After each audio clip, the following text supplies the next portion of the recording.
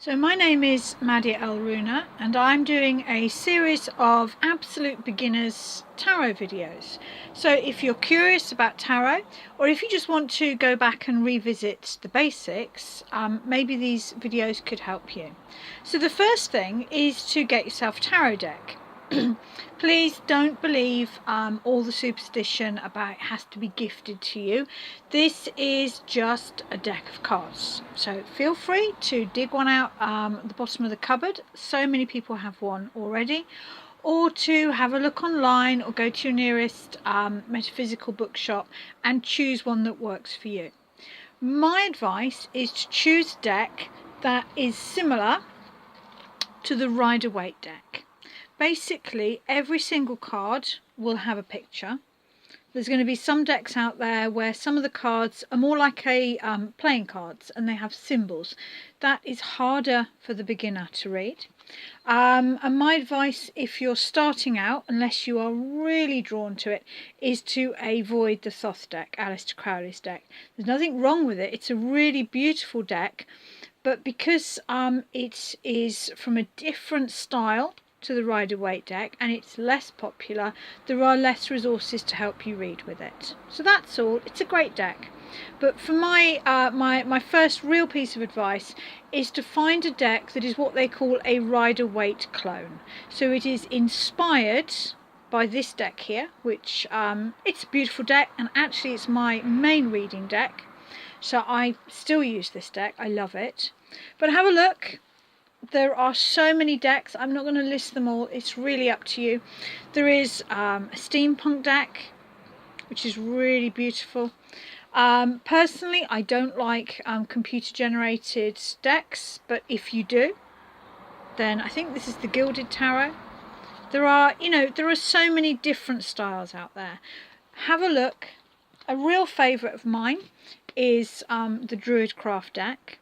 I would advise you to have a good look at the court cards, because court cards are traditionally the hardest of the cards to read.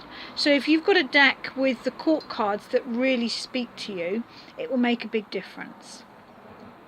And find one where you love the imagery, because you're going to be looking at this deck a lot. So you need a deck that you look at it, and what you're looking for is a deck where you can almost fall into the pictures, where you want to look at the pictures. So find your deck. I will be doing this video using either Rider-Waite or Druidcraft. And then basically the best advice, read. Oops, left a couple behind.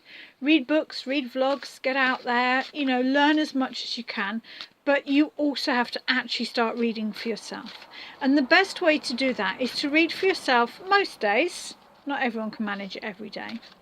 So just get yourself into a quiet place, shuffle your cards.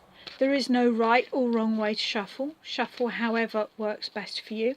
I can't stand it when people riffle shuffle, because my cards get shuffled a lot, but hey, that's just personal practice. Shuffle until you feel you're there. You'll just know. Now, I do think cutting is important, because it's like drawing a line. It's saying I'm done, I'm ready.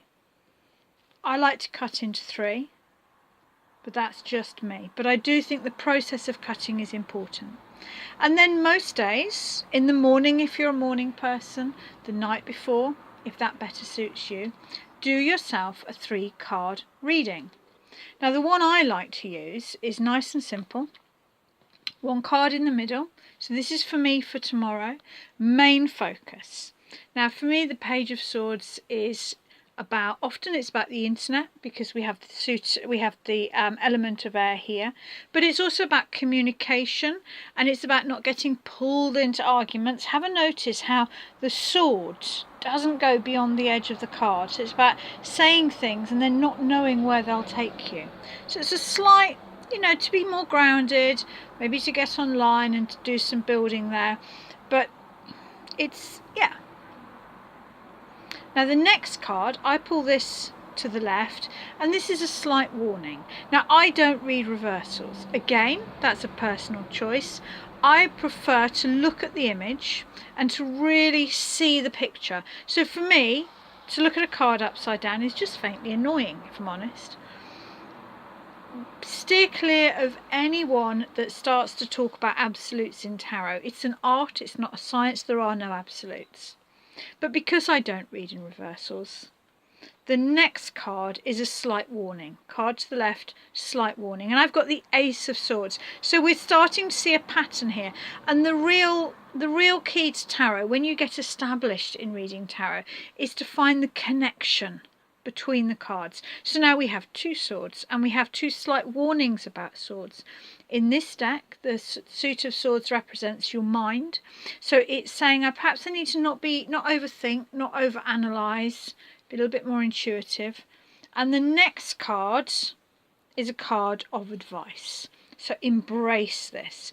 So Temperance, we have our first major arcana, and I'm going to be doing a whole series of this. So if I'm saying things and you're thinking, oh, you're jumping ahead, I don't get it, just keep watching the videos, and I will hope to cover all of the absolute basics. This is a card of magic. Notice how with the water, we live on a planet with gravity. This water would fall down. This is magic, but it's blending. To temper. It's either to temper steel, where you heat it and you bang it and you cool it down, or it's to water down, it's to blend. So perhaps what the cards are saying is that I've been a little bit too much left brain, too much focused. I need to step into the magical. I need to blend my skills. And I do like to look at the card at the bottom of the pack.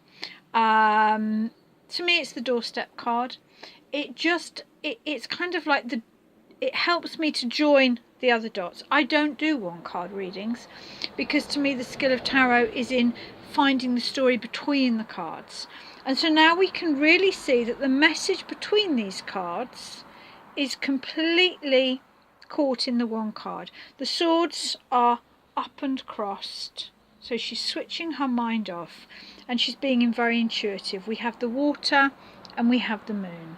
So for me, tomorrow, to not be too logical, to be more intuitive. Now, what I suggest you do when you do this is record your reading.